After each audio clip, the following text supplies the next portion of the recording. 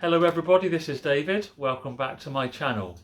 Well, it's nearly Christmas and I wanted to have a look at a few aspects of the Christmas story that you may never have considered before.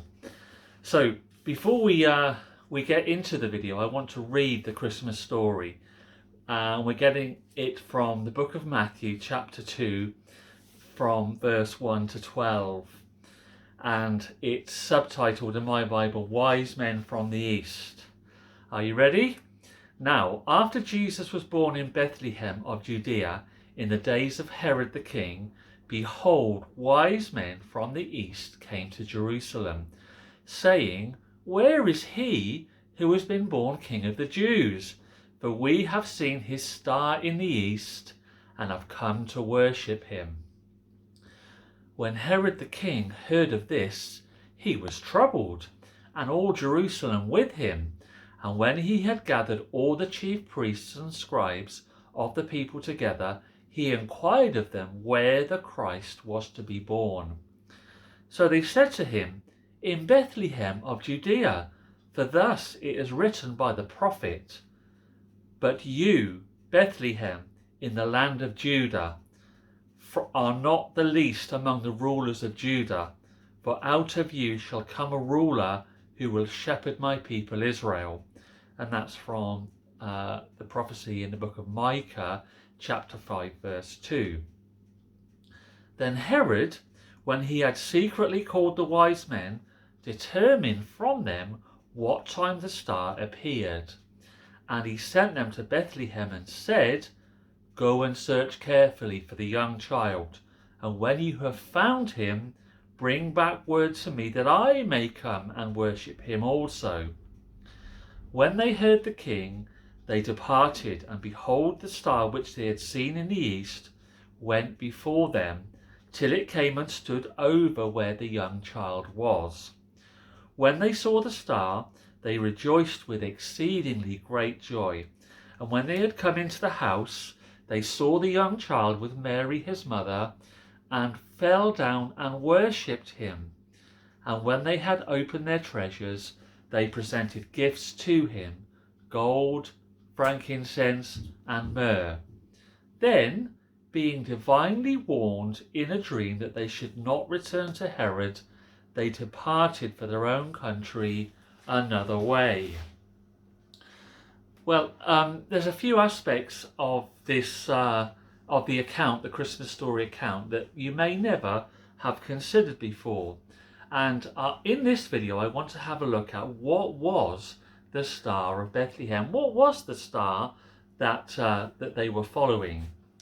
And I am basing this video on a web page on the gotquestions.org website, which was titled What Was the Star of Bethlehem?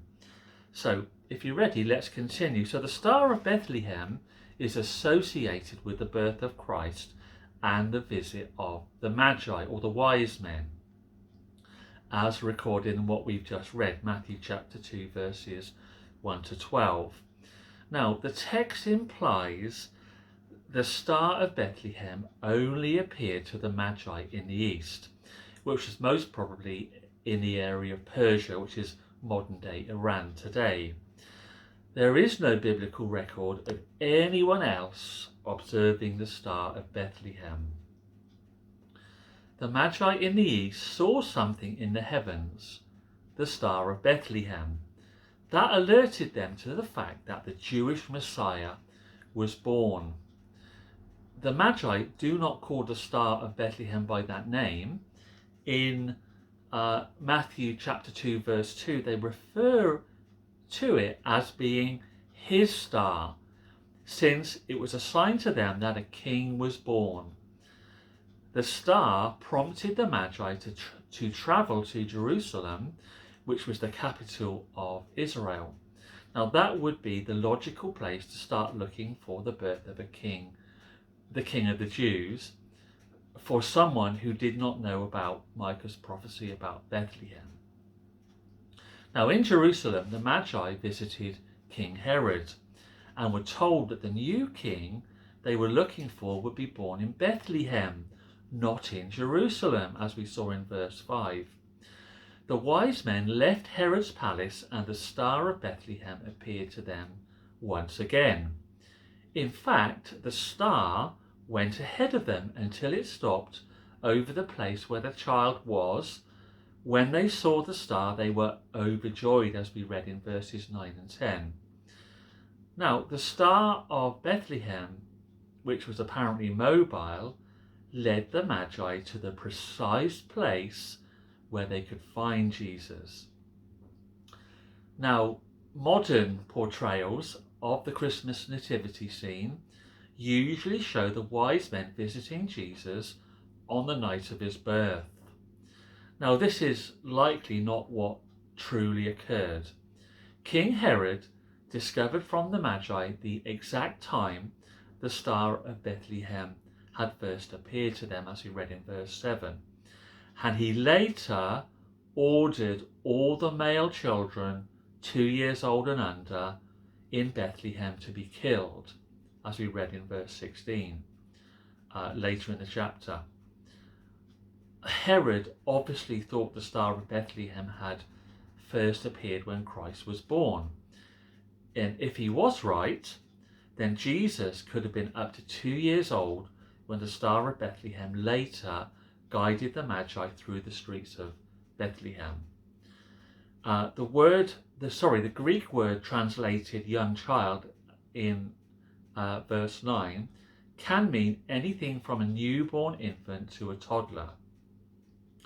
So the Magi may have first observed the Star of Bethlehem the night of Jesus' birth, or they may have first seen it up to 2 years beforehand.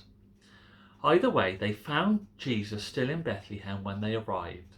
Joseph and Mary almost surely stayed in Bethlehem until Mary could travel again. In fact, they probably stayed there for the 40 days necessary to complete Mary's purification according to the Jewish law. From Bethlehem, they could easily have made the 5-mile trip to Jerusalem for the sacrifice for Mary's purification, which we read about in the book of Luke, chapter 2, verse 22. The fact that the Magi came to a house, as we read in verse 11, rather than the stable, makes sense because Joseph naturally would have moved his family to a more protected place as soon as possible, the morning after Jesus was born in all probability.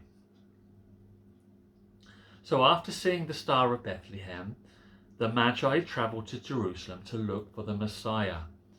Now the question arises, how would pagan Magi know about the Jewish Messiah?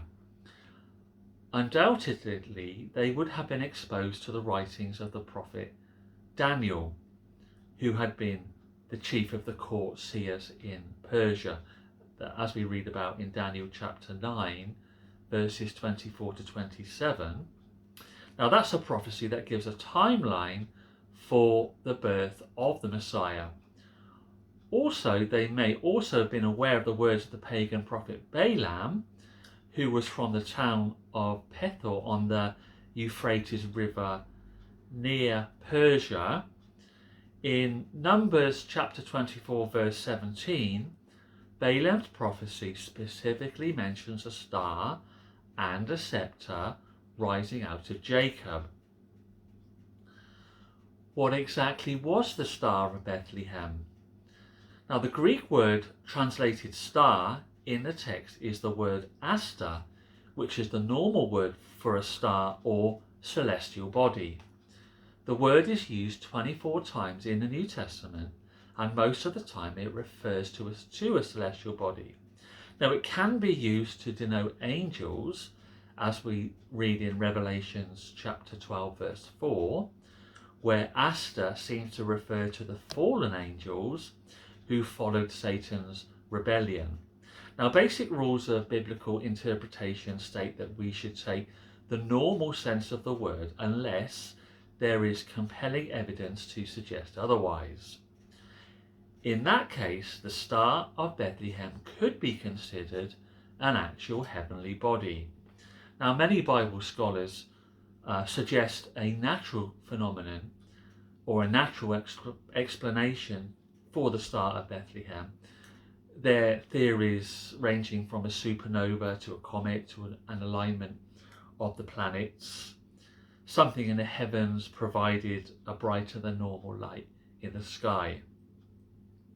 However, there is evidence to suggest that the Star of Bethlehem was not a natural stellar phenomenon, but something unexplained by science.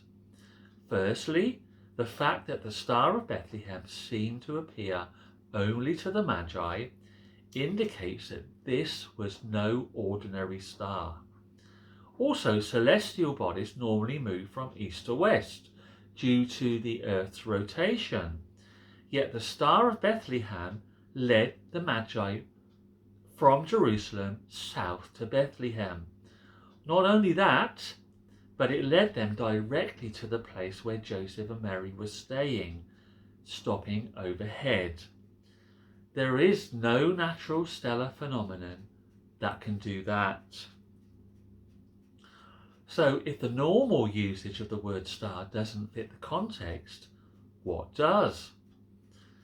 The Star of Bethlehem in Matthew chapter 2 verses 1 to 12 that we read was likely an angel or a manifestation of the Shekinah glory of God. The Shekinah, which literally means dwelling of God, was the visible presence of the Lord. Now, prior to this, the most notable appearance of the Shekinah was the pillar of cloud that led the Israelites by day and the pillar of fire that led them by night, as we read in the book of Exodus chapter 13 verse 21. So the Shekinah can obviously lead people to specific locations, and it was seen later in connection with Jesus' ministry. For example, in the book of Matthew chapter 17 verse 5, and in the book of Acts chapter 1 verse 9, either an angel or the Shekinah would fit the evidence. Now, it shouldn't surprise us that God would use a miraculous sign to signal the advent of his Son into the world. Those with eyes to see joyfully beheld his glory. Praise the Lord. Well, hopefully we'll behold the glory of Jesus this Christmas time. So I want to thank you for joining me in this video. The next video we'll be looking at who were the wise men. So I'll see you on the next video. Thank you very much. Bye bye.